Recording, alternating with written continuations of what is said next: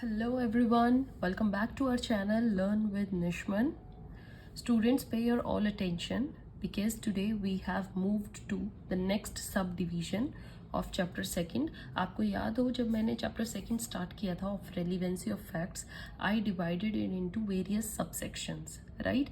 The first section, that is relevancy of facts, covering section 5 to 16. We have covered it in our previous videos, and today the very new video starting with the second new subsection, that is admissions, right? And in admissions we are going to cover section 17 to 31. ये बच्चे admissions relevancy of facts का part है और हम admission के section 17 से 31 sections cover करने वाले हैं, right? So pay your all attention because today we are going to start with section 17. अब बच्चे स्टार्ट करने से पहले what is admission? Evidence act में एडमिशन का क्या रोल होता है? ठीक है, देखिए, it is a statement of the accused. Admission को अगर आपको बताना हो तो क्या बताएंगे? Statement of accused which is a direct acknowledgement of his guilt which is applicable in criminal matters, right? जब accused अपनी guilt को अपने ही words में acknowledge कर दे, मतलब उसको स्वीकार कर ले, statement जो दी जाती है उसको हम admission मानते हैं. He admit his crime. It is a statement of the person against whom there is a case, right, in a civil nature, civil matter. सिर्फ इनके बीच में जो आपका सेक्शन 21 आएगा ना, उसको स्किप करके रेस्ट ऑल दी सेक्शन में admissions always make loss to the person making it. जो भी पर्सन एडमिशन करेगा, मतलब एडमिट करेगा, उसको लॉस होगा ही होगा. And that's very true, that's natural. Whosoever admit his crime, उसको कॉन्सिक्वेंसेस फेस करने ही पड़ेंगे, राइट बच्चे? Section 21 is the only exception, right? हमारा एक केस है बच्चे, Amini versus state of Kerala, right? ये एक केस आया था 1998 में. तो इस केस में क्या बोला गया था? That statement before a doctor is admission and admissible in evidences, right? If you even make a statement before a doctor, वो भी एडमिशन के स्कोप में इंक्लूड कर ली जाएगी, right? Then the next case came, I am telling you the important guidelines that we drawn. Next is Raja Pratap Singh versus Raja Maharaja Jagatjit Singh. ठीक है, Raja Maharaja Jagatjit Singh, right? 1936 का केस है बच्चे. In this case it was held that admissions are very weak kind of evidence and the court may reject the same. Admission बेशक आपने दे दिया हो, but ये कोर्ट के विश पर डिपेंड करेगा whether it wants to take और reject, right? If it is satisfied from other circumstances that they are untrue, court may reject that admission to.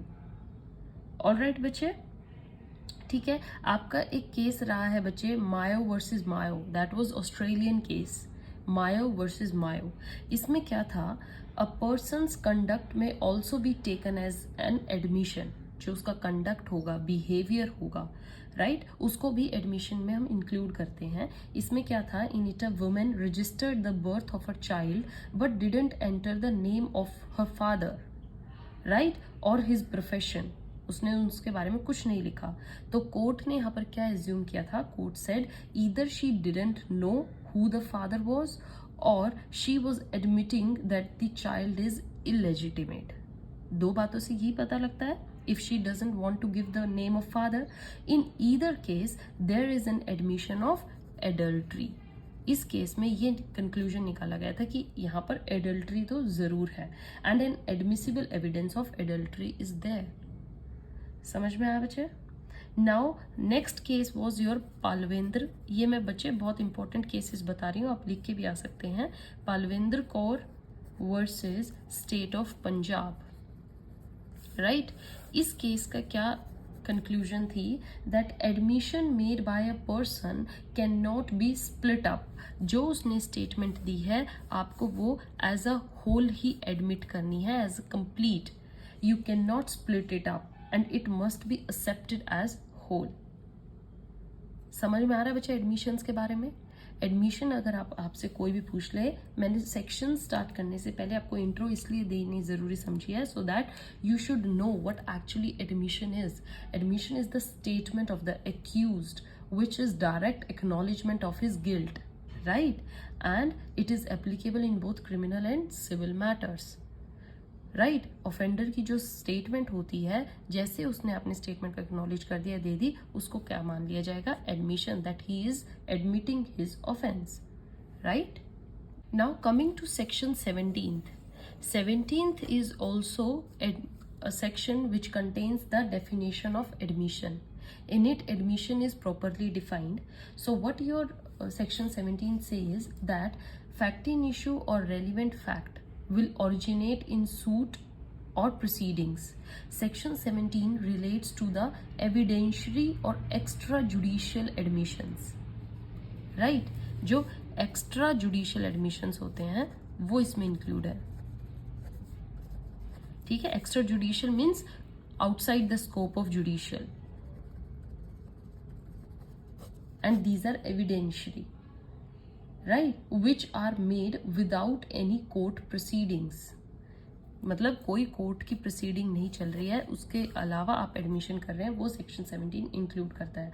And such statements will amount to an admission only if they are made in reference to relevant fact और fact in issue. Admissions, ये statements जो होंगी बच्चे, इन statements को admission तभी consider किया जाएगा जब ये किससे रिलेट करती हैं? ईदर रेलिवेंट फैक्ट से और फैक्ट इन इशू से. ऑलराइट, अगर इनसे रिलेट नहीं करती है then that statement is just a statement and not an admission, right? And if they suggest in inference regarding relevant fact or fact in issue. Thus, in order to be an admission for Evidence Act, the statement जो होगी per se would not be sufficient. Rather, there has to be a suit or proceeding in which there is fact in issue or relevant fact. Right, कोई suit या proceeding already चल रही है और उसमें कोई रेलिवेंट फैक्ट अराइज हुआ है या फैक्ट इन इशू है और उससे रिलेटेड वो स्टेटमेंट है, तभी वो स्टेटमेंट एडमिशन मानी जाएगी. I am saying it again and again so that आपके माइंड में अच्छे से बैठ जाए. जो वो स्टेटमेंट हो वो रेलिवेंट फैक्ट से जुड़ी हो, रेलिवेंट फैक्ट किसी सूट या प्रोसीडिंग में अराइज हुआ हो और तब वो स्टेटमेंट एडमिशन मानी जाएगी. समझ में आया बच्चे? And this statement suggests an inference about such fact in issue or relevant fact.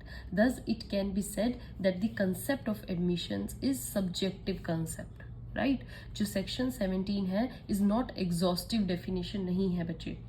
List of persons, circumstances ये इसमें नहीं given है. अच्छे से जो एडमिशन डिफाइंड होगा वो हम 17 to 20 जो सेक्शंस पढ़ रहे हैं उनमें डिफाइंड है. Section 17 also refers to section 18 to 20 impliedly. ये दूसरे सेक्शंस पर भी डिपेंड करता है. Okay, it is wherein it is specified that for admission statement should have been made by some person in some specified circumstances. Right, कुछ circumstances में कुछ person ने वो स्टेटमेंट दी है तभी वो सेक्शन 17 के दायरे में आएगी. Right, the section 17 is not exhaustive about definition of admission, rather the complete definition will be found. जो देखिए section 17 is just talking about extra judicial admissions, right? किसी सिचुएशन पे डिपेंड करेगी. जो एडमिशन प्रॉपरली डिफाइंड है वो 17 से 20 section सारों में डिफाइंड है. हम 17 भी पढ़ना है, 18 भी पढ़ना है, 19 भी और 20 भी. ये चारों सेक्शंस पढ़ने के बाद you will get the clear concept of admission. आपके माइंड में तब क्लैरिटी आएगी कि एक्चुअल में एडमिशन होता क्या है. राइट बच्चे, तो just 17 is not exhaustive, there are certain definitions other also given. Right, अब समझने की बात जो है बच्चे वो क्या है, दैट क्यों ऐसा बोला गया कि 17 to 20 में है. For example, it is the statement given. Wait, I will drew it again. It is the statement, ध्यान से देखिएगा. ओके, राइट अब उस स्टेटमेंट के अंदर से माना जाएगा कि एडमिशन कौन सा होगा, राइट और जब हम नेक्स्ट पढ़ेंगे तो एडमिशन के अंदर का ही पार्ट होता है confession, right so statement is the genus and admission is it's species.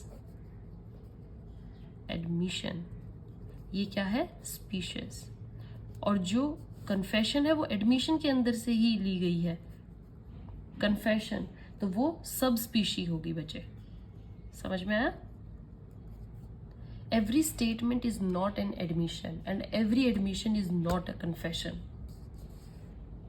Alright, statements which fulfil section 17 to 20, जो स्टेटमेंट 17, 18, 19, 20 के वट एवर सेक्शन को फुलफिल करेगी वही स्टेटमेंट क्या मानी जाएगी, एडमिशन, राइट। दीज एडमिशंस, और यही एडमिशन जो सेक्शन 21 को फुलफिल करेंगे वो क्या माने जाएंगे, confession.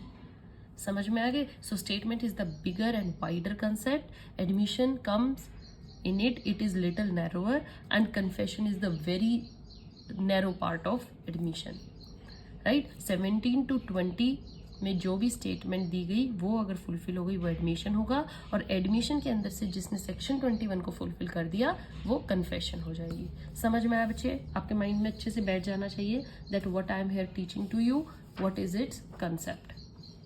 So this is all about section 17. I have given you intro of admission.